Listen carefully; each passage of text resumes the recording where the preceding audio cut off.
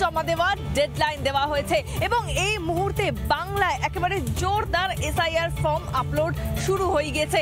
এখনো পর্যন্ত যেমনটা ইলেকশন কমিশনের তরফ থেকে জানা যাচ্ছে 82.91% এসআইআর ফর্ম আপলোড হয়ে গিয়েছে। এই সংক্রান্ত খবরে নজর রাখবো দিনভর। এই মুহূর্তে চলে যাবো প্রসেনজিতের কাছে। প্রসেনজিৎ, তোমার কাছে কি খবর?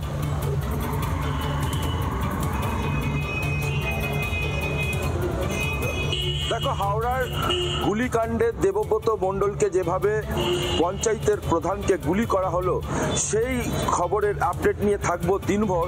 তবে এখন চলে যাব সুবীরেশের কাছে। সুবীরেশ, তোমার কাছে কি খবর রয়েছে?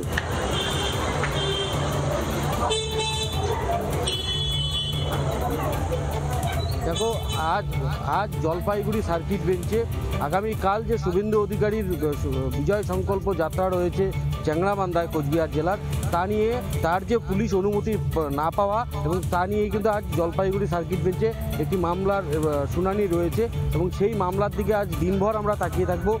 আদালত অনুমতি দেয় কিনা বা না দিলেও কী কারণে না দিচ্ছে সেই সমস্ত বিষয়গুলো আমরা আপডেট নিয়ে থাকবো। এই মুহূর্তে চলে যাচ্ছি ইন্দ্রাশিসের কাছে। ইন্দ্রাশিস, তোমার কাছে কি খবর রয়েছে?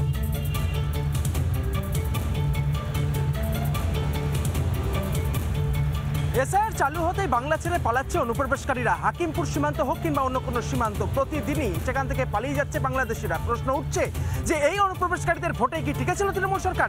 সেই সমস্ত খবরের যাবতীয় আপডেটে ফিরে আসছে ছোট্ট একটা বিরতির পর। চোখ রাখুন, দেখতে থাকুন রিপাবলিক বাংলা। নানা ধরনের কন্টেন্ট দেখার জন্য লাইক করুন, শেয়ার করুন আমাদের ফেসবুক পেজ, সাবস্ক্রাইব করুন আমাদের ইউটিউব চ্যানেল। পাশাপাশি অন্যান্য ব্রেকিং নিউজের জন্য অবশ্যই চোখ রাখুন রিপাবলিক বাংলায়।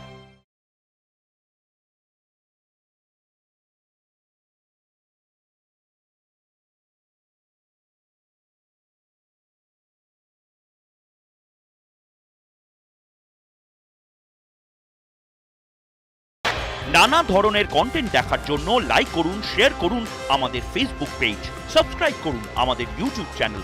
পাশাপাশি অন্যান্য ব্রেকিং নিউজের জন্য অবশ্যই চোখ রাখুন রিপাবলিক বাংলায়।